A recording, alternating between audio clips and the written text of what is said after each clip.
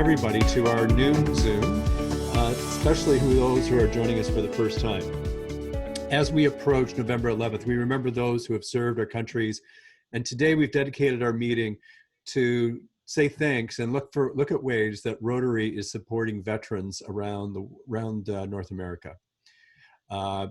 Jim Swan has prepared a video today of Rotarian veterans that are in our district. And I thank him for the time and effort he's put in, as well as everybody who has sent their information over. So Kirk, please show us the video.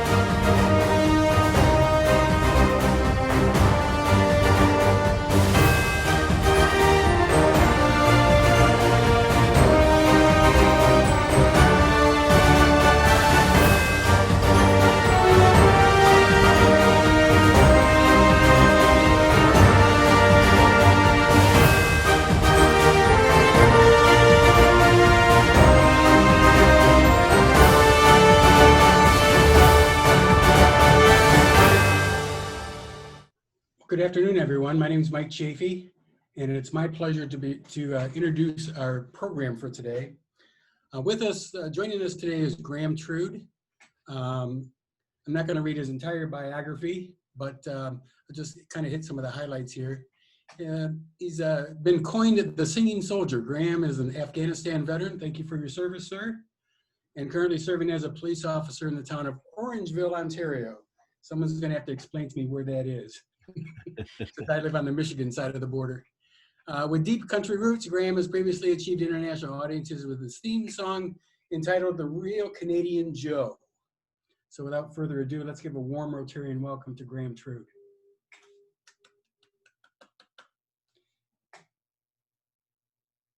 Graham, you're gonna have to unmute yourself. I believe. There you go. Okay, perfect. Yeah, there we go. Sorry. Everybody, I appreciate that. I apologize for any lagging on my side. I'm not very tech savvy. I did notice that there was several veterans who have served in Rotary and who are on this meeting. So I appreciate all your service, as well as I think one of the main things that each veteran hears a lot of is we appreciate your service, and on behalf of all the veterans, we appreciate your support as well. So I'm not sure if this is my time to start spewing about myself, but I assume that it is. So I'll just give a quick detail. I don't want to bore too many people, and I know everything is hard on Zoom meetings and whatnot. So again, I'm in the U.S.A. Beach, Collingwood area of Ontario, Canada. About my story is I joined the military in 2000 and just at the end of 2006. I ended up going through a very quick process in the Armored Corps. I was attached to the Royal Canadian Armored Corps, and the Strathconas, Lord Strathcona's Horses, which is a tank regiment. I was in Germany for 2 months training on the tanks to go over to Afghanistan. And then I deployed in 2009 on Rotation 309 with the Princess Patricia's Canada Light Infantry. While I was in Afghanistan, I was injured subsequently by an IED explosion that happened beside our tank, which caused some post-concussion syndromes. So I was not only injured physically, but also mentally, which I didn't know of until about 2017. But I'd been suffering from something which I'm sure a lot of you are familiar with, called post-traumatic stress disorder. Um, it is something that is essentially, in my words, destroying the veteran community right now, because there's not enough knowledge on it, and there's not enough support system to actually help people. Um, I've currently been, so what happened after Afghanistan is I got home. I started having a variety of panic attacks, mental health issues, and I ended up creating a drinking disorder out of that. So I became a full-blown alcoholic out of that, mainly because I had no idea what was going on. I was struggling severely. And I ended up getting on a police service called the Anishinaabe Police Service shortly after that. Um, People like to say I'm a glutton for punishment. I would agree. I would agree with them. So I ended up going to some Northern Ontario First Nations, and I was working up there by myself for 2 weeks on, and then I would live back in Central Ontario for 2 weeks off, which obviously probably didn't help too much towards my post-traumatic stress disorder symptoms. But then again, we soldier on is what I was always taught. So I ended up doing that. From there, I ended up working in the intelligence unit, switching down into the Orangeville Police Service. I transferred over there after about 2 years in Northern Ontario. And I did various things there. I was a detective for a while. I did a lot of street policing. I did some work with the Criminal Intelligence Services Ontario as an undercover operator. So I don't want you all to think that you're talking to a big biker guy right now. I'm very well a police officer, and I really loved the job of policing. About a week and a half ago, I recently got out of policing due to the longevity, I think, of my mental health. I think it would be best, and we made that appropriate decision, my wife and I. But again, I did a lot of really great things that I have zero regrets for in my life. I think the one main thing that I'd really like to talk about and discuss is trauma and post-traumatic stress. Trauma is something, and you don't need to go to war or do anything like that to have trauma. A lot of us are dealing with trauma that we don't even know of. A lot of it comes from our childhoods, and it progresses gradually into our adulthood.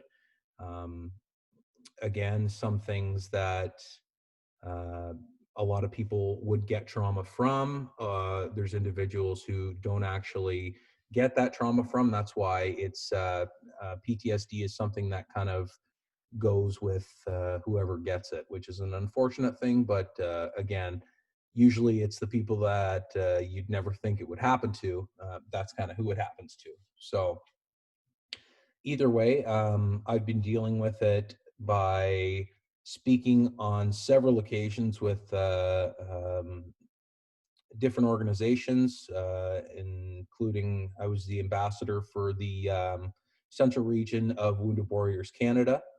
I've done a lot of work with them. I've done a lot of work with Soldier On Canada and True Patriot Love. And my main purpose right now is to help give back to veterans and first responders who are both suffering greatly with operational stress injuries.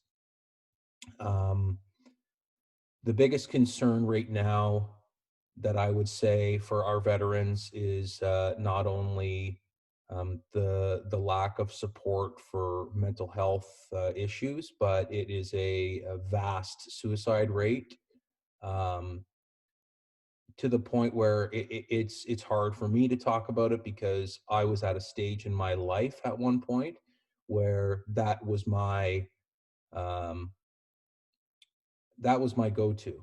So luckily, nothing happened from it, and I get to live a wonderful life with my wife. And I reached different levels in my life and in my mind where I had to go to a rehabilitation service and seek that for my alcoholism. So I've been sober for a year and a half now, which has been great. It's I can personally tell you that every day um, is one day at a time now.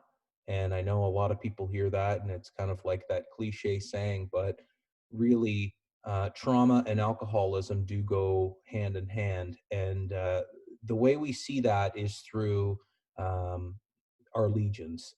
And our legions, so let me try and break it down a little bit first, because I know I don't have a ton of time to talk about it. And as I said, I don't want to bore you with any of the topics that you don't need to hear about. But all I can say is this, is that the new age veterans, such as myself, we struggle with the loss of camaraderie. Now, when the legions first started, long time ago, it was probably one of the smartest things that they ever did, because it induced that camaraderie with everybody. So they actually were able to go relate to their situations, talk about the situations um, that they had in war, and create that brother sisterhood again.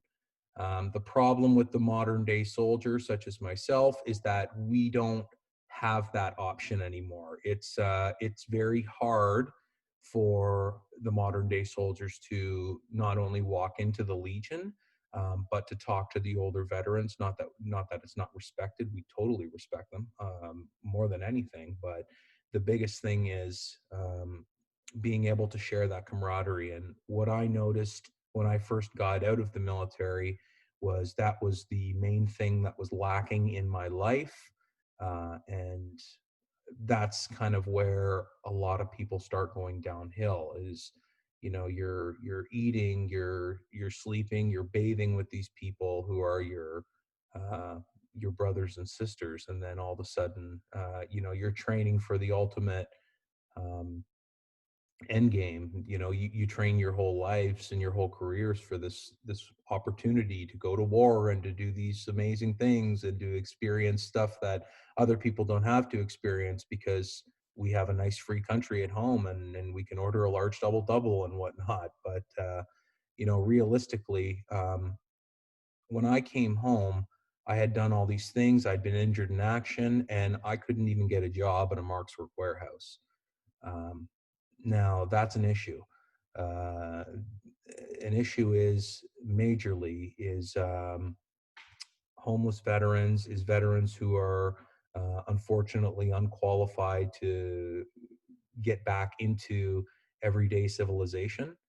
I mean, it was really hard for me and a bunch of servicemen, because uh, I don't know where a tank qualification really falls into anything in the modern society. So luckily, I could almost put my addiction on the back burner until the policing worked out, and I did a great job of policing, and I loved the job of policing. But at the end of the day, I would have to say that that is probably one of the most concerning things that I see within our veteran community every day, is that the camaraderie is just not there anymore. Um, I don't know personally how we can make that happen. It's starting to get better with different organizations, and um, it's just one of those things that unfortunately you can't just cure. So I know every one of you that are listening to this are extremely intelligent Rotarians, and you do a lot for the communities and whatnot. And I appreciate that. And again, as I said, on behalf of a majority of veterans, thank you for your support more than anything, because your support means everything to us. And all I can say is that if there's a way for you to um, figure out how we can actually not only employ veterans, but almost give them those life skills to get back into the world, to reintegrate themselves back into a normal society, then I think that not only will we be saving a lot of lives, but we'll also be able to get that interaction. Because I mean, there's a lot of people that say, thank you for your service and whatnot, but at the end of the day, it's like, okay, we need to see action instead of just reaction. And I think that's one of the biggest things. So I appreciate everybody being here. If you have any questions for me, uh, please feel free to reach out, or I'm not sure if they're going to be on this chat thing here. And Walker, yeah, if anybody has any questions, feel free to ask me. I know it's a quick introduction and whatnot. Usually when I do my talks, they're about an hour and a half, and but again, I just have to break everything down as quick as I can. So I appreciate you all being here. I know tomorrow is a pretty heavy day for a lot of us, especially me.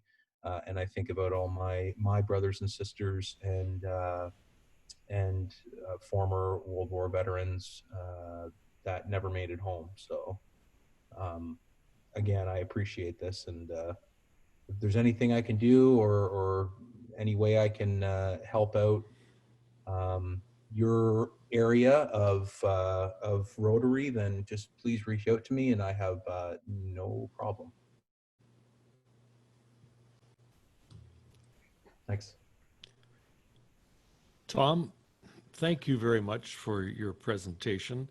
And as you've probably noted on the chat line, there are a number of people who have reached out to thank you and to encourage a further conversation with you.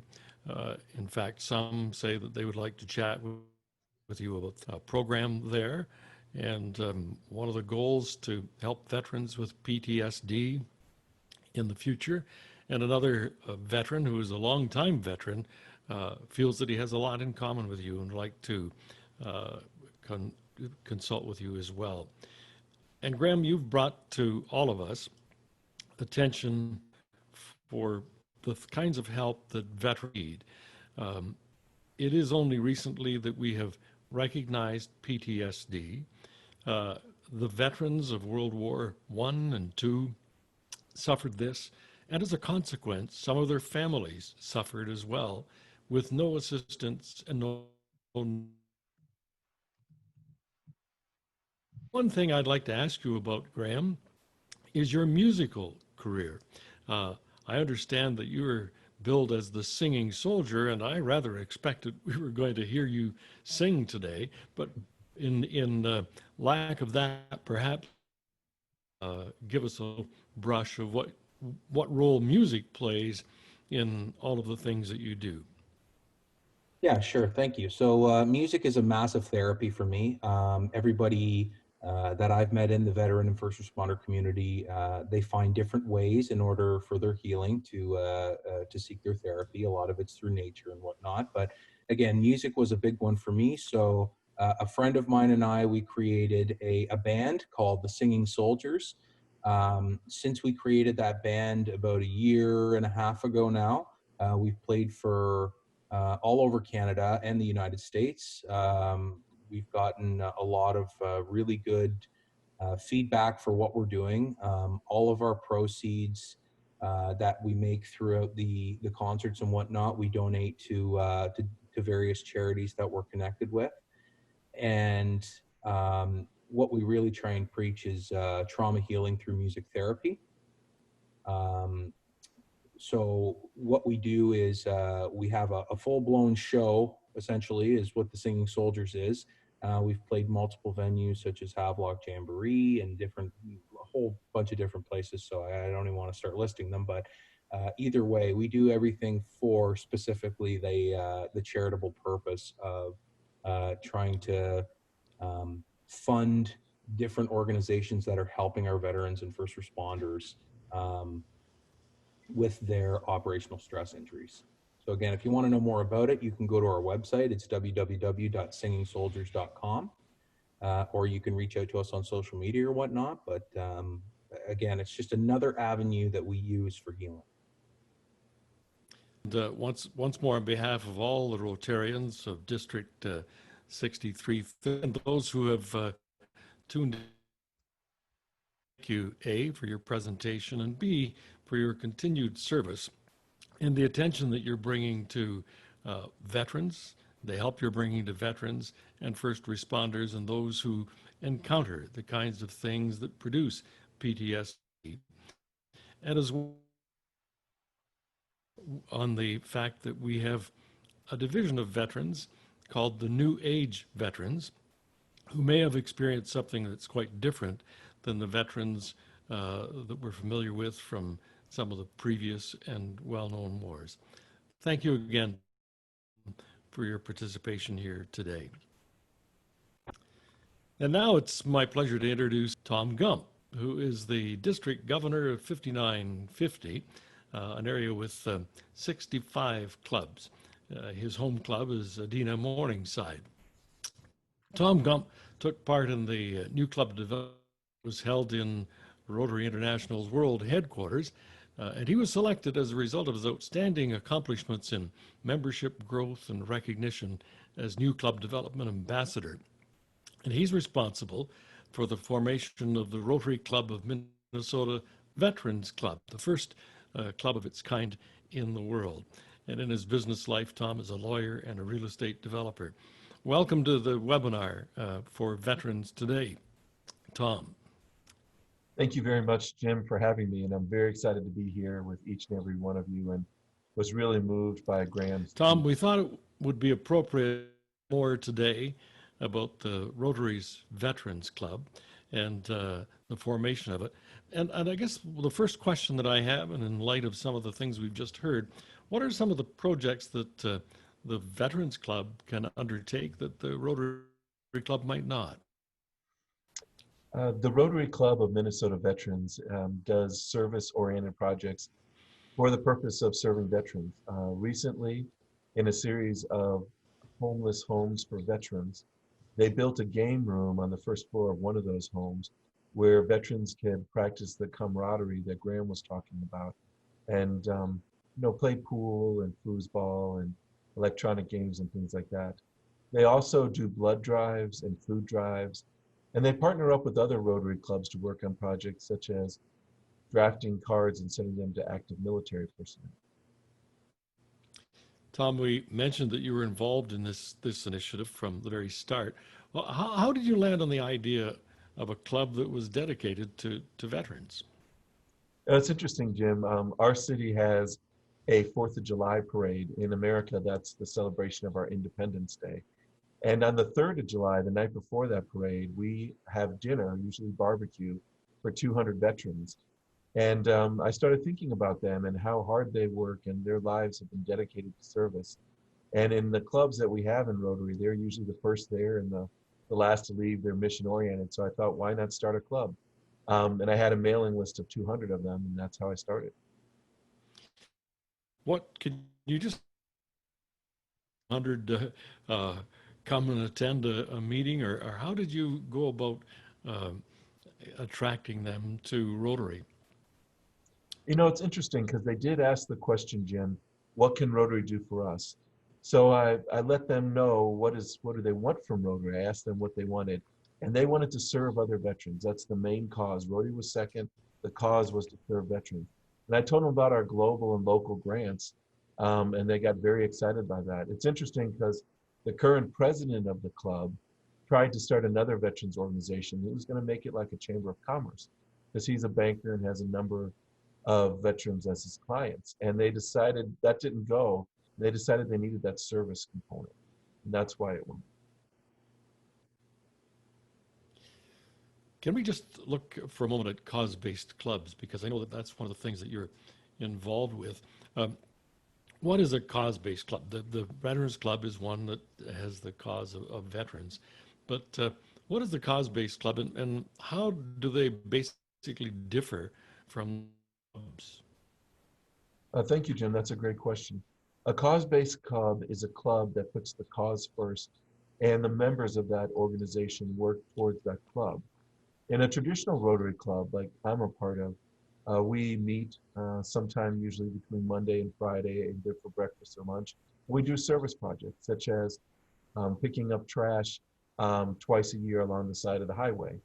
But nowadays, especially millennials, they want to focus on one purpose and they want to have an impact in one area. So when you have a club such as the Veterans Club, they want to service veterans, or the End Human Trafficking Club, they want to end human trafficking. And they want to focus on that cause as opposed to a wide variety of causes that our traditional clubs service. I'm going to apologize at this moment because I keep getting a flash on my screen saying my internet connection is unstable. So if some of the questions don't come through, you'll know that it's taking up little time for that to happen. But can we just, for a moment, look at some of the things of the traditions of Rotary and how the new cause-based clubs adapt to that? We have a lot of traditions in Rotary that we've kept for a long, long time. Do the new clubs have to kind of fit into that tradition, or? You know, typically, Jim, the new clubs are different. They're different in their meeting time, their meeting place, and their meeting format. They typically don't meet Monday through Thursday at lunch or at dinner or at breakfast. What they usually do is they usually meet at a non-traditional location, sometimes a park, sometimes a place of worship, sometimes a bar at night. And what that allows is it allows them a flexibility. They don't have to pay for the fixed cost meals that you and I may have to pay for if we meet at a country club or if we meet at a hotel. They also have different formats. Instead of having 4 business meetings a month, they typically only meet twice a month. And some of those meetings are not business meetings, but rather they do a service project or they have a social. Well, speaking of that now, these members of the that's my clock telling me what time it is there. Do these new clubs have to play the same dues then as traditional and classic clubs, or how do you arrange for the commerce of the cause-based clubs? Is it the same or different? It's different. I'm really glad you asked that question. You know, a lot of times, like take my wife's club, for example, her dues for out a year could be $1,200 because they have that fixed cost of a meal at a country club. Usually, if you take the Rotary Club of Minnesota Veterans, they meet at a place of worship that's not meeting at the time. Obviously, Rotary doesn't push a political perspective or religious perspective, but they have a free meeting place. And then they take turns bringing in different snacks, but they don't have a meal. So it's quite a bit less expensive. And they also don't take attendance. They make sure that everybody's there. And if they're not there, they reach out if they're concerned that they haven't come for a few meetings. But they don't keep track of attendance for the purpose of keeping attendance. Now, you talked the Veterans Club and finding somebody who was really interested in it. Is that one of the keys to the cause-based clubs, is finding someone in the community who has a cause and is a champion of that, then helping them see the advantages of being part of the overall Rotary movement, and then letting them move forward with it? How do you kind of nurture that in a cause-based club? You know, that's an excellent question, Jim, because it really doesn't happen without a champion. And that champion usually is a spark plug, someone who's very, very passionate about the environment or about end human trafficking or about any of the causes you can think of, whether it be literacy or fresh water. Um, and they usually bring those folks together to focus on that one issue. You know, when we started the End Human Trafficking Club, we had an initiative in our district and we had a champion in every club that was pushing it. But they would say, hey, let's do a district grant, let's do a global grant. And they might get one grant done or have one speaker, but then the rest of the year they couldn't do it because the club wanted to focus on literacy or fresh water, the normal projects that we focus on. So we started a club like that, and now every week that they meet every other week. They talk about just their issue. And it's funny, a few weeks after it started, I received an email from the international president of Rotary, Mark Maloney. And he said, well, my sister, who's in Turkey, she just joined this club. And the president was trying to get a sister to join for 40 years this club, for any club. And we just didn't have a club that fit what she wanted to do. And we started this club, she joined.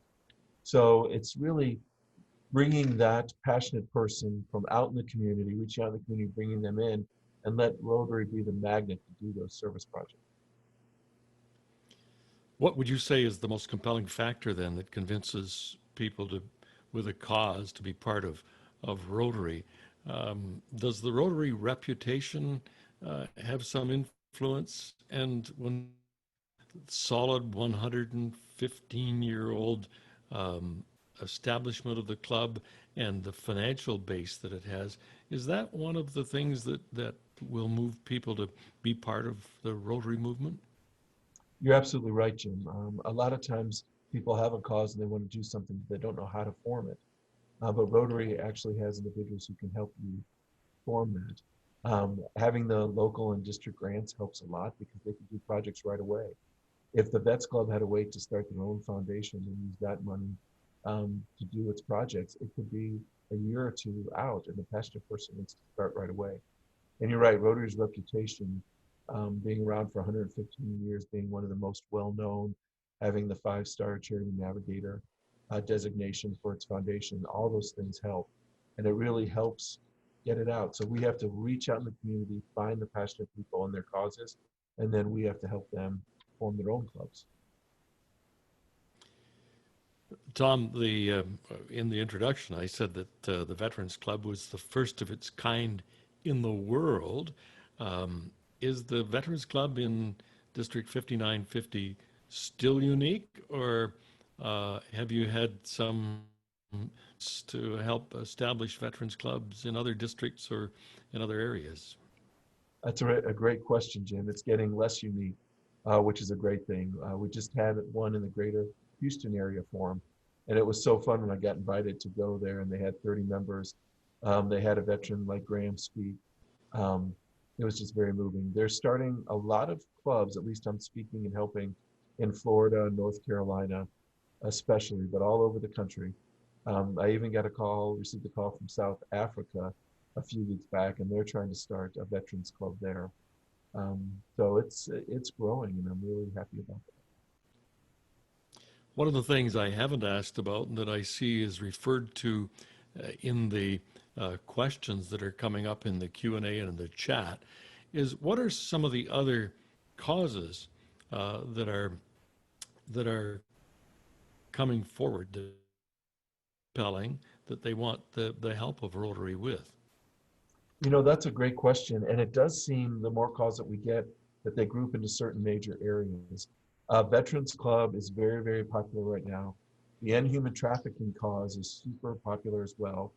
I received a call from Australia a couple weeks ago, and they're starting 2 eco clubs where they focus on the environment, which is really good timing since Rotary International come July 1 will have a new focus area, which is the environment. And then also from Australia, they seem to be doing a lot over there. There was a call about creating a cause-based club to help homelessness. And I would say those are the most frequent causes. We have heard others such as autism. We've heard others for literacy and fresh water. But I would say the 3 or 4 that I mentioned initially are the most common right now. But it doesn't mean that we can't start a club for another reason. And it could be like the Veterans Club, right? When you start one, and everyone says, oh, we got veterans here, we should do that. So, and any help you need, myself and Lloyd Campbell's on the phone, we could help you. And Jim's got our contact information, as does David Elliott. So just reach out and we can help you draft bylaws or fill out the RI paperwork. We're here to help. I guess one of the word is, do these cause-based clubs cannibalize our traditional clubs? You know, that's an excellent question. And it's a question that we get mostly from club presidents, Jim. So what I did was I asked Brian King, who is the head of membership development and RI staffer in Evanston, to do a study of new clubs that were formed in the last 5 years. And what they found out, Jim, is that 88% are new members to Rotary, never been in Rotary. And some of that 12% are Rotarians that are coming back because now they have a passion they want to pursue.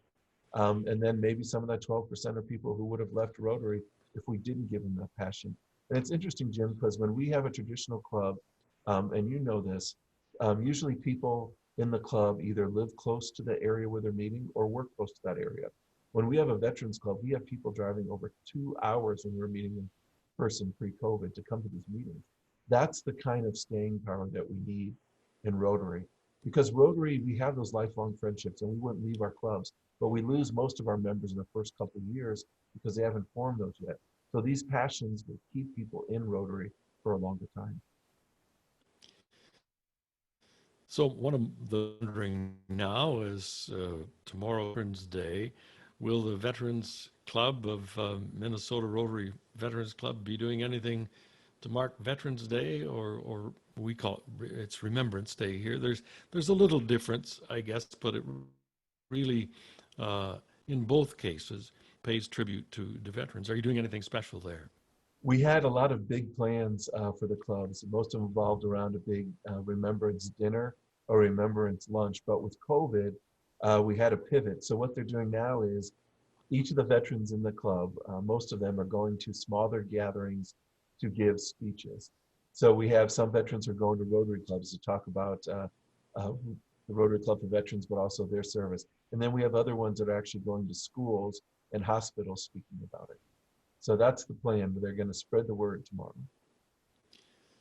Well, right now, if there are any other questions, I'm looking at the chat and the Q&A that comes up on our screens. And if there are any of the folks who are out there as part of the webinar right now, if you have questions, you can put them to Tom either through chat or through the Q&A. We don't get them in time to respond right now. I'm fairly confident that Tom will respond later. And for those who are watching now, this is being recorded and you will be able to access it later so that you can review some of the really dynamic information that Tom has made. Thanks, Tom, for your time and for jumping from District 5950 to District 6330. But this is all showing what a wonderfully connected world Rotary is. Thanks, Tom. Thank you, Jim. It was my pleasure. We do have one question, and is there such a club as a Veterans Club in Canada? And at this point in time, I would think the answer is probably no, but We have not formed a club in Canada, but we would love to. There would be nothing more pleasurable for us to do that. We have sample brochures. We have so much information that's been generated out of the few clubs we started for veterans here. It would be easy to do this. And I want everyone to realize how easy it is. I'm not a veteran. And in the state of Minnesota, we don't have a single active or defunct military base. So if we can do it here, you guys can do it in Canada, and we are happy to help. Thank you. thanks again, Tom. Jim, I noticed we did have one question. It was a little earlier on, so I think it got kind of lost in the chat. It was from when, I believe it might be for Graham, I'm not sure. If we could do one or two things in our community to help you and others, what would that be in your opinion? So I don't know if maybe both of you want to speak to that, or Graham, you want to start, and then Tom, if you have anything to add on to that, that'd be great. Yeah, one or two things that you could do in the community. I mean, to be honest with you, I think Tom kind of hit it on like the nail on the head there. Was just like the Veterans Club. Like it's a genius idea, and again, it brings that camaraderie that veterans need because they don't have it. You know, and as I'm sure you can all hear, I'm a pretty you know, what you see is what you get type of thing kind of guy, and I can tell you right now, we just don't have it. So I was really soaking in everything that Tom was saying, and it made total sense. And I think it's a brilliant idea. So if there was anything that the communities could benefit from in order to help veterans or first responders, you know, they do have things like Angel of Wings or Wings of Angels or something like that, whatever it's called. But either way, I think something like the Veterans Club would be genius. I think what Graham is doing to speak out and raise awareness of the veterans issues and remember that everyone needs that camaraderie. And that camaraderie can sometimes be at the Foreign Legion, it could be sometimes at the VFW. But what Rotary adds is the service component.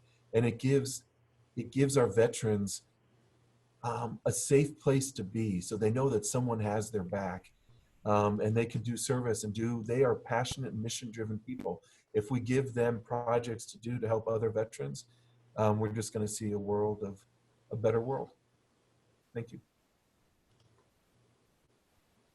Perfect. Thank you, both of you. We have a little bit of extra time, so I'm going to introduce Abby Baker. Her name is Abby Baker. She's from Minnesota, and she had asked if she could do a quick presentation about the history of Hometown Heroes program. So I'm going to hand it over to her, and she's going to show us a short video. So just give us a second to get that set up, and then we'll show you that video. All right. Thank you so much for allowing me to speak. I really appreciate it. My name is Abby Baker. I'm with the History of Hometown Heroes, and I am actually from Sault Ste. Marie, Michigan, which is right bordering Canada. I was actually born in Sault, Ontario, so love my Canadian friends and family. So thank you for your service, Graham. Really love everything that you guys have spoken about, everything that you guys have been doing within Rotary, and Graham, what you're doing. It's all amazing things. Before I play the little promo video, I'll just give you a little background. I'm a city commissioner here in Sault Ste. Marie. I'm also heavily involved within my community, within fundraising and service learning and philanthropy. And I was lucky enough to have a job at the community foundation here. And it was with working with youth and teaching them service learning. And one of the things that we did was fundraise to take a service learning trip. And this program actually started as a fundraiser, and as we did it and people were submitting their applications, I mean, we didn't get any other work done because we were crying listening to these stories of our veterans and hugging the families. It was just amazing. And the stories that I learned of our local hometown heroes supersedes anything I've ever read in any book, and I really wanted to share that with the rest of the world. And I came up with an idea to develop a mobile app to go along with it. And 2 years later, it launched yesterday, which is just absolutely amazing. You can download it on Android. It's $1.99. And from that $1.99, we donate 40 cents right back to Sault Ste. Marie between the Community Foundation, an endowment fund established for our first responders, to our own VFW here in town, and for a homeless shelter for youth as well. So, but the gist of it is that we sell these banners to local community members. They purchase them. It's a 2 years. As the purchaser buys their banner, they submit a bio, and then we associate it with our app. And so you download the app, the barcode's at eye level, and you scan it, and you'll be able to hear the bio of the veteran above you. It's really, like Graham said, touches on the camaraderie and bringing veterans together again. I've seen it bring the community together, family members. It's amazing to watch and see the younger generation learn. Like for my grandfather's banner, I had my great nephew read his bio, and he got to learn about his great grandfather that he would have never learned about. And from doing the research to build the bio, I learned more about my grandfather and my family. It's really brought our community here in Sault Ste. Marie together. It beautifies your downtown, creates a walkable tour, and we give back in every community that we go to. I love what Graham had to say, because that's one of my passions, is to, in the future, really help the veteran community with PTSD, medical bills, things like that. So with what we're doing here, and we hope to hire vets in the future and create jobs and really honor, and it's just a win-win-win-win-win all the way around, from the veterans to the communities to the families. It's spectacular, and we hope to do it in Canada. I'm talking in with talks on the Sioux Ontario side. 2 nations, twin cities, honoring their vets in such a special way, and we do it at little to no cost on the city's aspect. It's just pretty much as long as we get permission from the city to use their poles, to put the banners on there for 2 years and maintain them. We come in, do the whole program. I hope you guys really take the time to watch that video. I'm so sorry, because it really, hearing those veterans speak about what the program has done for them, and especially you, Graham, it really touched on almost everything that you talked about. So I really hope you take the time to take a listen, and I'm here for any questions, and I'll shoot my contact info. Again, I'm so sorry about the video. I'm not tech savvy with this stuff yet. No problem, Abby. One thing that we've learned in the Zoom environment, if anybody thinks that everything should be perfect, then it's not happening. Like, we do our best, and you spoke from the heart, and that's what's really important. So again, thank you for your time and everything you do to help veterans in your community and in the bigger community as well. There was a couple of other questions that came up on Q&A that I just want to, is there a registry for veterans in areas? So the question is actually coming out of Southampton, but Graham, do you know if there's a registry of veterans that that the general public would have access to? To be honest with you, I have no idea. The only, a lot of the veterans I meet in my own community are just through riding my motorcycle, and I'll be stopped off for a coffee and someone will see a veteran plate. Like, but to be honest, like, I'd say your best bet would probably be the Legion. Yes. But really, I don't know if there's actually a registry for veterans. And again, you have to remember too, is that, you know, veterans move all over the place too, right? Usually they retire at their last posting. So it's kind of, it'd be more of something that maybe Veterans Affairs Canada would have, Right. Seeing as you have to kind of go through that whole process first in order to get out of the military nowadays. Right. Well, actually, Lynn Silverton just answered that question. She said the Ministry of Veteran Affairs. There you go. There you go. We've got the answer. What's interesting is, and again, I want to thank you and Tom for your presentations today. I remember when I gave you a call, you were all on it because, and we also had that conversation of the pushback that I normally get where people say we don't need a Veterans Rotary Club because we have Legions. And when I talked to somebody who is in that role of working with Legions, they told me the stuff we're talking about here today, Legions don't look after it. And so if you walked into a Legion and you said you needed some housing care, they'd say, I don't have one, but here's a beer. Or if you said, I've got PTSD or I got friends that have mental health issues, we don't have any contacts for you, but here's a beer. And so, and I say that lightly, I don't mean that to be anything more than just, I think if we started a Rotary Veterans Club in Canada, we could probably get to these issues quicker. And that's the whole purpose of how Rotary was started in the first place.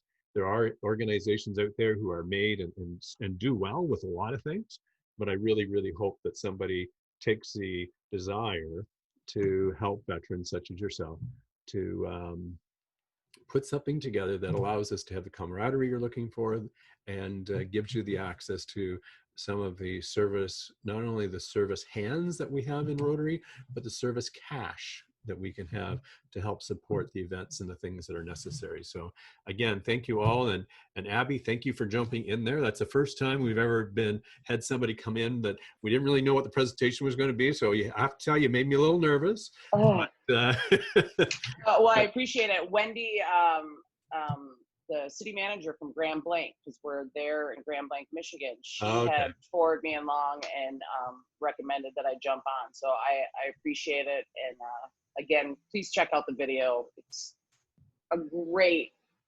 program that we can bring to any community. So please reach out. We've got your contact information there. Thank you again.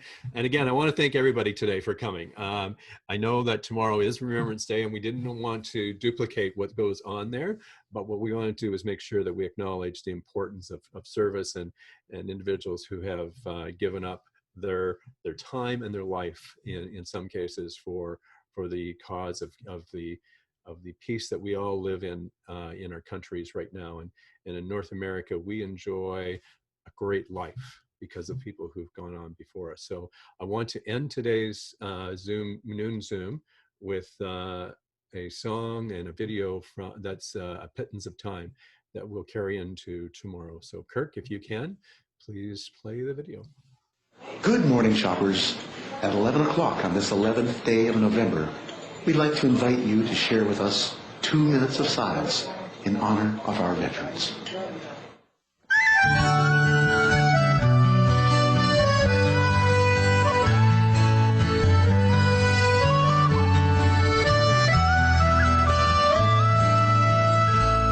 They fought and some died for their homeland. They fought and some died, now it's our land. Look at his little child, there's no fear in her eyes. Could he not show respect for other dads who have died? Take 2 minutes, would you mind? It's a pittance of time for the boys and the girls who went over. In peace may they rest, may we never forget why they died. It's a pittance of time. God forgive me for wanting to strike him. Give me strength so as not to be like him. My heart pounds in my breast, fingers pressed to my lips. My throat wants to bawl out, my tongue barely resists. But 2 minutes I will bide. It's a pittance of time for the boys and the girls who went over. In peace may they rest, may we never forget why they died. It's a pittance of time.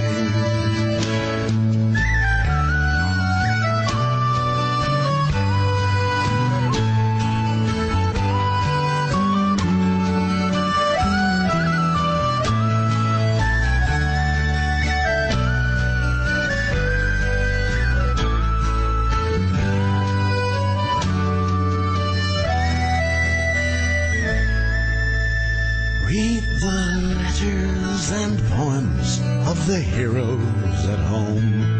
They have casualties, battles, and fears of their own.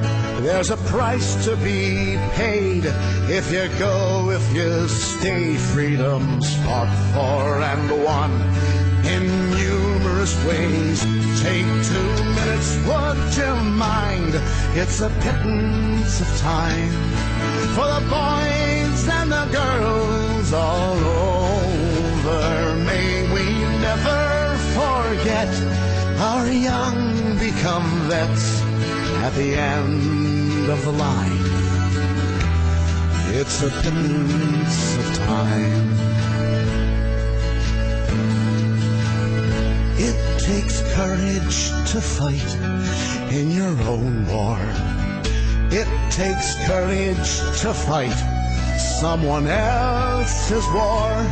Our peacekeepers tell of their own living hell. They bring hope to foreign lands that hate mongers can't kill. Take 2 minutes, would you mind? It's a pittance of time for the boys and the girls who go over. In peacetime our best still don battle dress and lay their lives on the line. It's a pittance of time. In peace may they rest, lest we forget why they died. Take a pittance of time.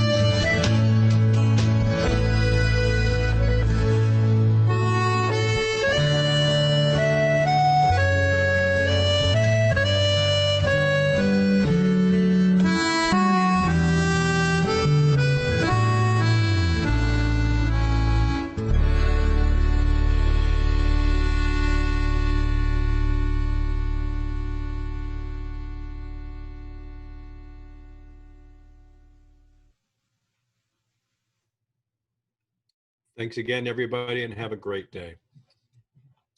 Thanks, Graham. Thanks, Tom. Thanks, Lloyd and Mike. Thank you. And of course, Jim. And Kirk, our host today.